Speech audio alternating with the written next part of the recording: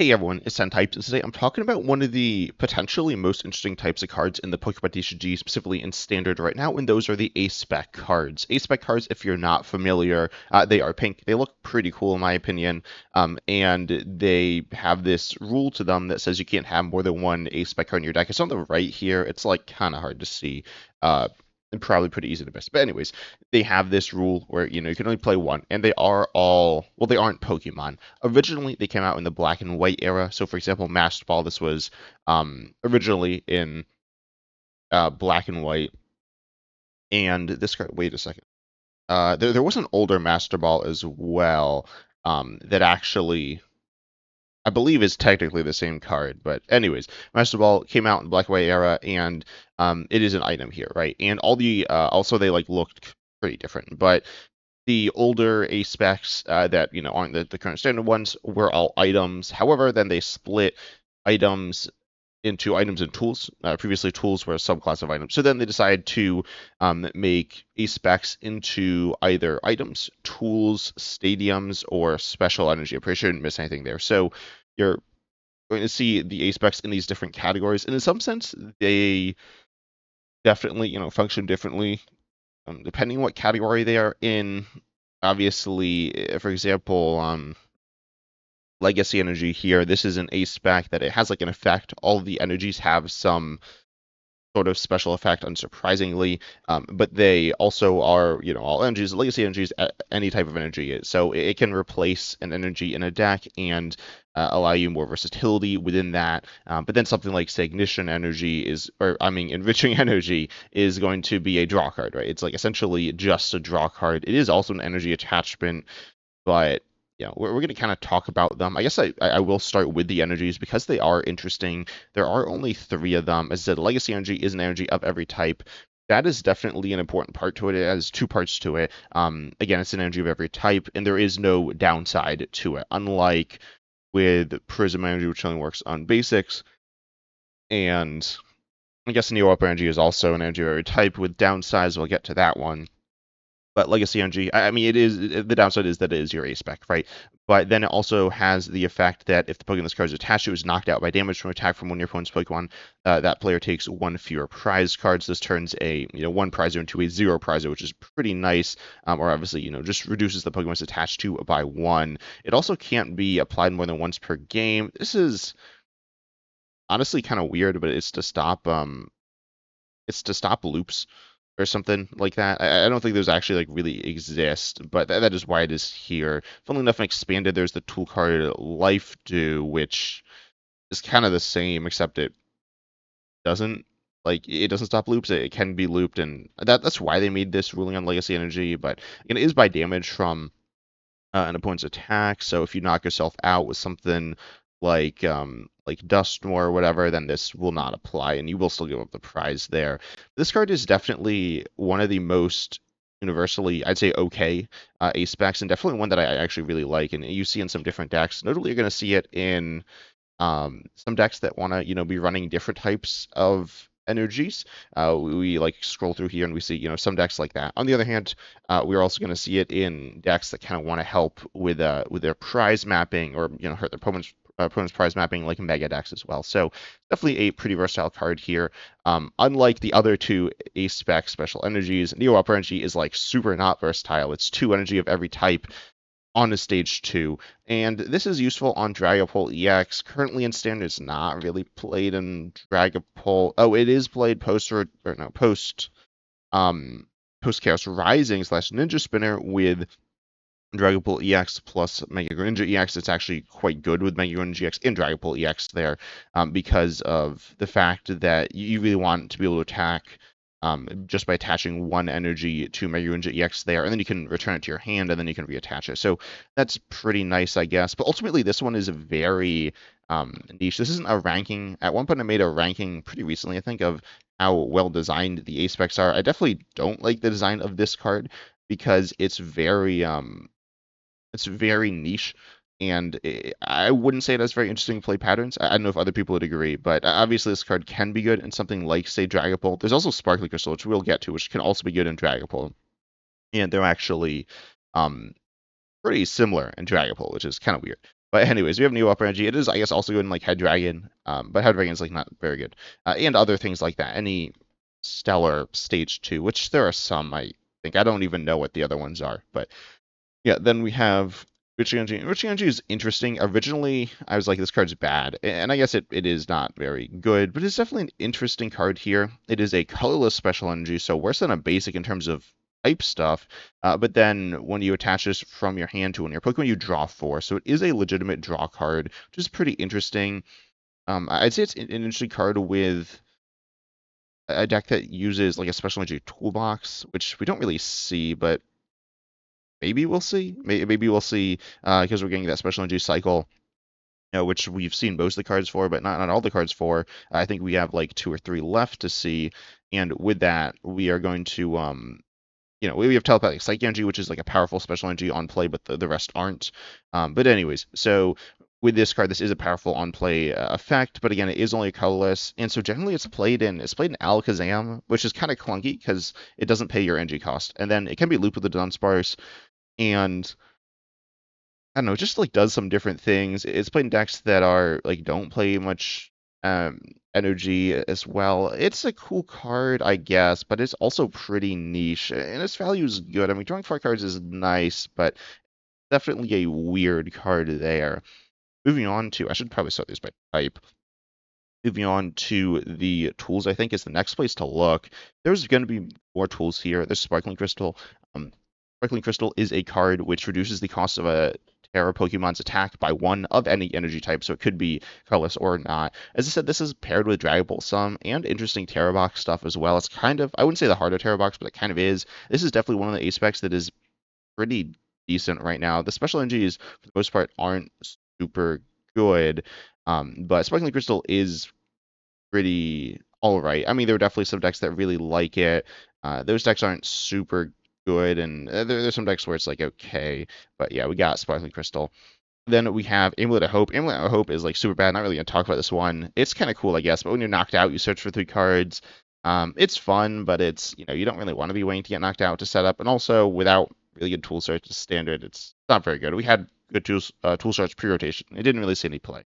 When I say any play, like I don't know. I guess I've seen someone play this like once or twice. It's really rare. Speaking of really rare, same thing with Lux Bomb. This one, if you're damaged and yeah, if you're in the active and damaged, then you put 12 damage counters on the attacking Pokemon, and then you discard this card. It's a one-time use, good chunk of extra damage. This card is, again, seen like a little bit of play here and there, but like not really very much. It's not super good. It is extra damage, but then we have another extra damage one, which you actually control, which is Maximum Belt. Maximum Belt says the attacks used by this card do 50 more to your opponent's active Pokemon EX. Of course, most of the Pokemon that you want to be doing extra damage to are going to be EXs there, and this is, in your control, unlike Deluxe Bomb. This card is definitely one of the better ace specs in Standard, I guess. I personally don't love this card. I mean, it's okay. It's not super good, but it is played within, it's played in Rockets, Mewtwo, and Mega Lucario. It fixes some of the math on Dragapult. It must fix the math on Dragapult there. So definitely pretty good to be able to beat Dragapult, specifically with Mega Lucario. You just slap one of these on, and then you're, knocking out that Pult and other things as well. But ultimately, it is definitely a card that is like decent value, I guess, but not anything crazy there. Same thing with Heroescape. Heroescape's just 100 more HP. This sees play in some different decks from time to time. It's fine. Ultimately it does exactly what it sounds like. I'd say this one's probably the least complicated of the A-specs, just doing, giving you 100 more HP there. On the other hand, though, it is a card that doesn't necessarily have any immediate value. If your opponent gets rid of a tool, which they could do, same thing with a special energy, like with Legacy Energy, they could remove it before the effect is applied. Legacy Energy does do something when attached. Heroescape does nothing when attached, essentially, unless you want to pair it with, like, the pure rotation, there was a Gardevoir EX with, like, Dreamtail or something, which is something, I guess, but not really that good. But Ultimate Heroescape is definitely a fine ace spec and one that I guess I'm happy is in the game, but also not super good. Then we have the other tanky tool here, I guess, which is Survival Brace. This one's weird. Apparently, Dragon Ball played this at one point. It's like really hard to find where this deck actually is. I saw it from time to time, but it's not good. But anyways, this card says if the Pokemon this card is attached to its full HP, it would be knocked out by damage from an opponent's attack. It's not. It survives on 10 HP. Then you discard this tool. It's not very I mean, it's bad, right? Let's be honest. It is pretty bad here because what it does is it like allows you to survive, but then you're on 10, and there are a lot of decks in the game that have ways to just do a little bit of damage. Even something like Badoo, you're just gonna get like Badooed, and then it's like, oh well, I guess it's like nice, but it is your ace spec for the game, and your opponent could potentially remove it as well. And there are a lot of decks that can break through it first, and then there are a lot of decks that aren't taking one shots. So ultimately, it's really niche and just not very good, unfortunately, but it is kind of funny there, and could be really good at times. Then there's only two stadiums, which is kind of weird. The rest are going to be items here. We have Grand Tree. Grand Tree is, I don't know if it's notorious for this, but in my mind it is. It's like long, but what it does, I always describe it as rare candy on a stadium, which is kind of true. But like, what's that even mean, right? But what it does, it lets you search your deck for a stage one that evolves from your basics, and then stage two that evolves from that. It doesn't let you get a stage two from a stage one, but it lets you get stage one from a basic. So if you just play like stage ones, you could play this, I guess, and your opponent could use it. I do like stadiums. I think they're probably the coolest type of card in the Pokemon TCG. This is actually really interesting in standard right now, specifically looking at. Yeah, I mean, looking at Greninja, Greninja is able to use this. This would be regular Greninja EX, could be your Banga Greninja EX as well. But what it does is allows you to turn two going first, closest tenacity for Tree and Ignition Energy, assuming you attach a basic water turn one, then you can swing in with Mirage Barrage turn two, even under item lock. So that's pretty interesting there, pretty powerful. And ultimately, this card allows you to really get set up under item lock, and you can play stuff like T-Rocket's Petrol, Colossus Tenacity, those Stadium Search cards or Trainer Search cards or whatever, and, be able to survive under item lock, which Badoo, I mean, Badoo is you know what Badu is, right? It's definitely a card that is going to cause you some problems, but with Grand Tree, this can allow you to get around it, which is really interesting here. And can just do some cool stuff kind of in general. Then we have Neutralization Zone. This one is a really interesting one that is another defensive card like some of the tools, but it prevents damage done to the Pokemon that don't have rule boxes by essentially Pokemon that have rule boxes. So this is interesting. It can't be recovered to stop it being annoying or something. I don't know. I feel like it not being able to be recovered is maybe okay. I don't know. I don't know if that's good or bad. I guess I'd love to hear your thoughts in the comment section on that. But ultimately, I mean, it can win you games, right? Realistically, most decks of the game have some way to get through, like, a Pokemon like Crustle or something. Not necessarily in an amazing way, but a way. Obviously, there are single prize decks in the game. They're not super. I mean, you look at something like Alexian that's like decent. And some different ones, right? There are some decent ones. But then you look at the game, you're like, well, what if they bump the stadium?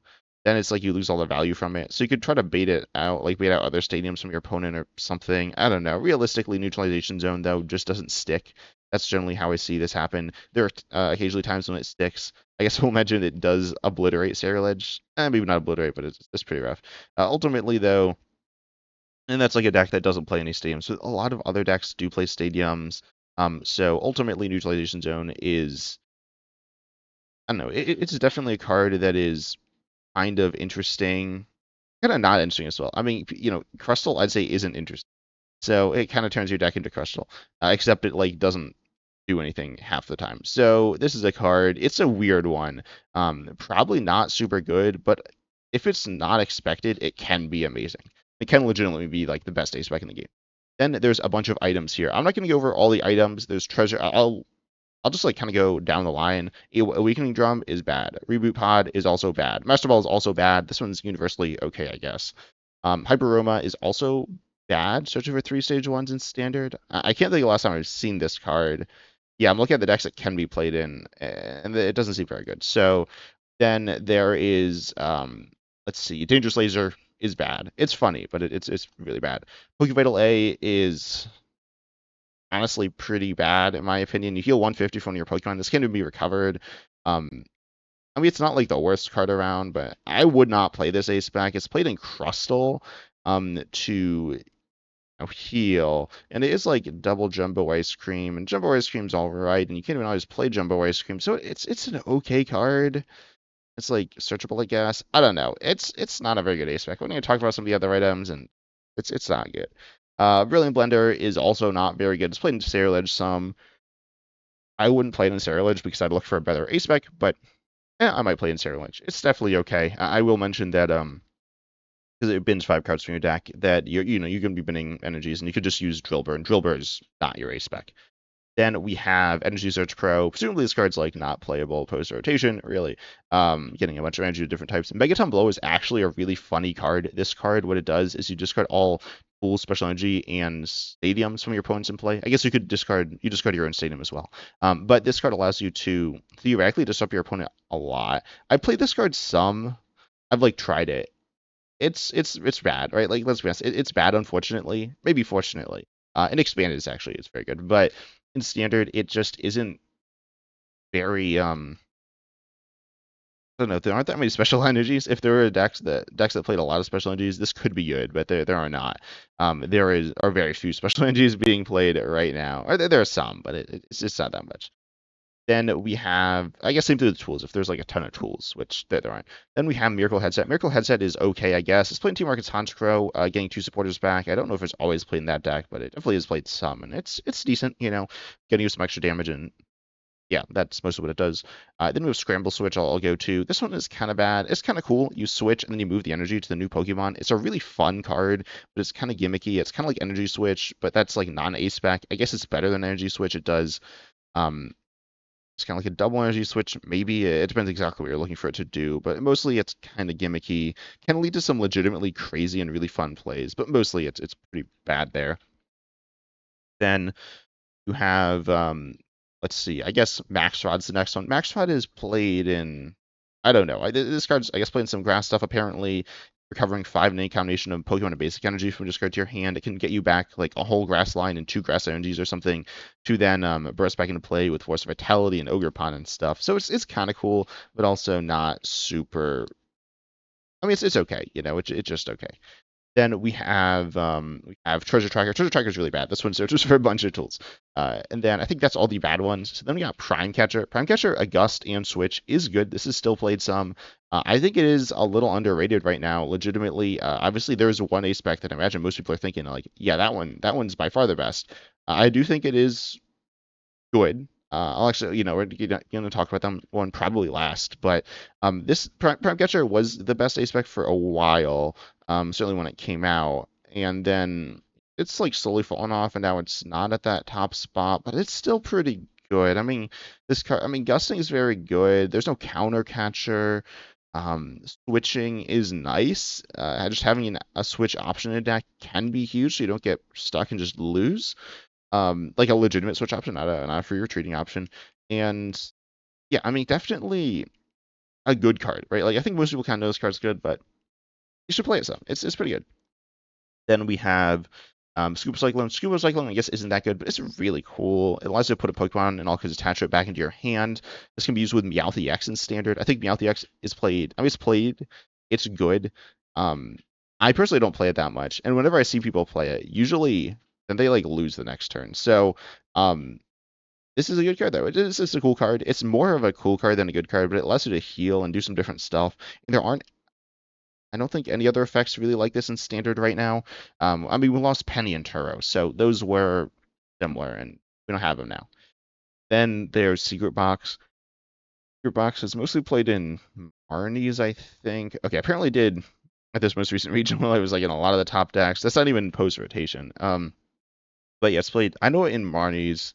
Apparently it's played in Rockets. Um, some different decks, but ultimately it gets you one of each trainer type. You just start 3 cards in your hand. This card's pretty good. When I saw it reeled, I was like, this card's super good. People were like, no, it's not. And I was like, it's kind of like computer search, and it is. It really helps you set up. I actually don't play this card. I'm not gonna lie. I don't really play this card very much. But it is pretty nice for setting up. It's kind of weird against item lock. You kind of play it early. But obviously, you can like what parts of this are you getting value out of? If you have a good stadium, like with Marnies or something, then that's really good. If you have a good tool, it's really good. Every deck should be able to get value out of the item and supporter, but exactly how much value are you getting? That kind of depends. But if you have a good stadium or a good tool, it's really nice. If you have both that are good, then it's huge. When I say good tool, I mean like better than like Air Balloon. Air Balloon is certainly good, but it's not. It's not usually like a super impactful card. So ultimately, Secret Box is Definitely a really interesting card though, and really powerful at times, and really can bail you out of bad hands like so often. It's very good. Then we have Unfair Stamp. I guess I'll skip that one, and we'll get back to it at the end. I guess we got Precious Trolley. I mean, I think Precious Trolley is bad, right? If you tell me. I suppose it's not a bad card. It's not a bad card, but it lets you fill your bench with basics. It's not actually bad. I just can never seem to get it at the right time. Like I always either I get it turn one and then I already have like the perfect bench before, or I don't get it and then I just like get it like turn three and then I like get a Pokemon or something. But anyways, it can fill your bench up. It's really nice, especially in these like big basic box style decks. Looking at stuff with well, let's see here, like Mechanics County X, and a lot of SCX, and then like some other basics as well. Potentially, I'm looking for slot box. Where is it? Uh, Close enough. Actually, it's not. But what Lugia EX? Okay. Anyways, this deck, you can also search with Team Rocket's Petrol. That's kind of the idea there as well. And you can get a bunch of basics, so that's cool. Avalog. Okay. Well, you do you, I guess. But anyways, yeah, definitely theoretically kind of good. I think it's more theoretically good than actually good, but it is kind of cool. And then we have the last card, which is, of course, Unfair Stamp. Unfair Stamp is very powerful, right? Unfair Stamp is the best ace back, but there's more discussion to it than just being very good and unfair. Unfair, I don't know if it's actually unfair. This is definitely one that, we also revealed, and it was like, yeah, this card's really good. What it does is you can only place it if one of your Pokemon is knocked out last turn.